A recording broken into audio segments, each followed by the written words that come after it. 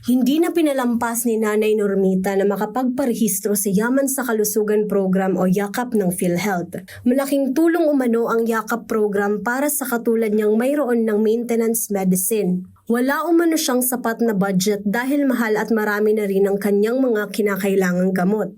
Ang nararamdaman ko po, ma'am, pagpa-check up ko, nagpa-laboratory ako, tapos may diabetic ako, tapos yung cholesterol ko mataas, yung blood sugar mataas, tapos yung high blood palaging mataas po.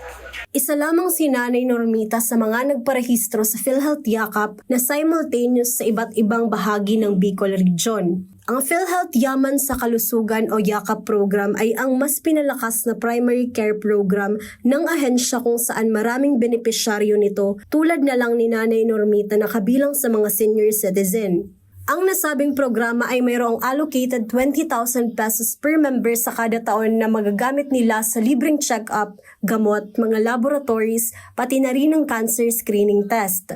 Sa katunayan, mayroon ng 56 YAKAP clinics at 29 gamot facilities sa lalawigan ng Camarines Sur na accredited at kung saan pwedeng makapag-avail ng libreng gamot at services, kabilang narito ang Edmero Clinic sa Pili Capital Complex. Bilang bahagi rin ng 124th Philippine Labor Day ay isinagawa ang YAKAP para sa mga manggagawa, YAKAP sa Pamilyang Pilipino na ginanap sa Fuerte Cancer Sports Complex na dinagsa ng iba't ibang manggagawa mula private at government sector. Ayon kay PhilHealth Division Chief 4 Ronald Santelices, malaking tulong umano ang programang ito para sa mga manggagawang Pilipino, kaya naman hinihikayat niyang magparehistro na rito.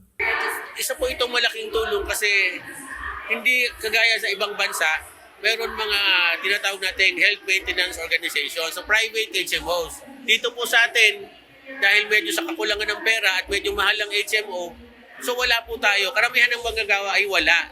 So ito, si PhilHealth, nag-isip ng para mapangalagaan ang kalusugan mo, gagawin namin si YAKAP. So malaking tulong ito kasi pag nagkasakit or hindi pa lumalala ang sakit, isa kang empleyado, pwede ka kagad tumakbo sa ating YAKAP clinic at mabigyan ng pangunahing Lunes. Halimbawa, inuubo ka, so you can go to your assigned YAKAP clinic, check-uping ka, mabigyan ka ng pangunang antibiotics para hindi lumala yung sakit. And hindi lang doon sa ating manggagawa, pati na din sa ating mga employer. Malaking tulong ito kasi kung wala kang YAKAP, pupunta ka sa private, gagastos ka, kung walang pambayad ang empleyado mo, so ano mangyayari? Mangungutang doon sa employer. Pero this will help. So hindi lang po yung ating manggagawa, pati po yung ating mga employer, malaking tulong. Magiging benepisyo na po ito ng ating mga manggagawa.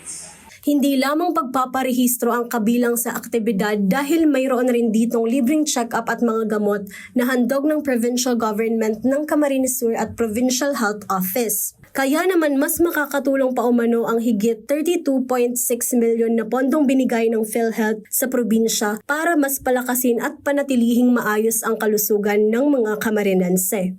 Importante po yung amount yung capitation kumbaga or yung bayad ng PhilHealth para sa para sa services na nire-render natin kasi yung part po ng fund na yon ay mapupunta sa funding po ng Universal Healthcare or para ma-implement natin yung one hospital command sa ating mga facilities dito. So alam na natin isang malinis na sistema lang galing sa primary care facilities natin tulad ng mga YAKAP clinics, ng mga hospitals natin na infirmary, maging maayos po natin siya. Yung funding po nun, pwede nating kunin sa fund na nire-reimburse sa atin ng PhilHealth for services natin na rendered. Aside po dun, may percentage din po ng amount na nire-receive natin sa PhilHealth na napupunta po sa ating mga staff na nagpo-perform ng YAKAP para ma-reward yung pagbigay serbisyo sa ating mga kapwa Pilipino. Maaaring gamitin ang YAKAP program sa lahat ng uri ng serbisyong medikal, lalo na sa medical laboratories, gamot at pagpapakonsulta, gaya na lamang ng iba't ibang medical facilities na mayroon sa Pili Capital Complex. Kaya naman laking pasasalamat ng ilang Camarines na nakakapag-avail ng libreng gamot at pasilidad. Malaking tulong umano ito para sa kanila upang mapanatili nilang maayos ang kanilang pangangatawan at kalusugan. Po, salamat kay Gob, tapos yung pinanggalingan doon. Tapos nagpapasalamat kami kasi kahit na basta na ubos na namin yung gamot, pinapabalik na kami. Mayroon kaming pitsang pinapapunta dito sa Capitol. Malaking tulong po yan sa mga katulad namin na kung minsan walang pera. Di ba maganda yun? Target pa ng ahensya na mas mapalawak pa ang mga miyembro ng programa na layong matulungan ang mga Pilipino na mapangalagaan ang kanilang kalusugan at maiwasan ang anumang programa na hindi na kailangan pang gumastos. Jam Garcia, CSN.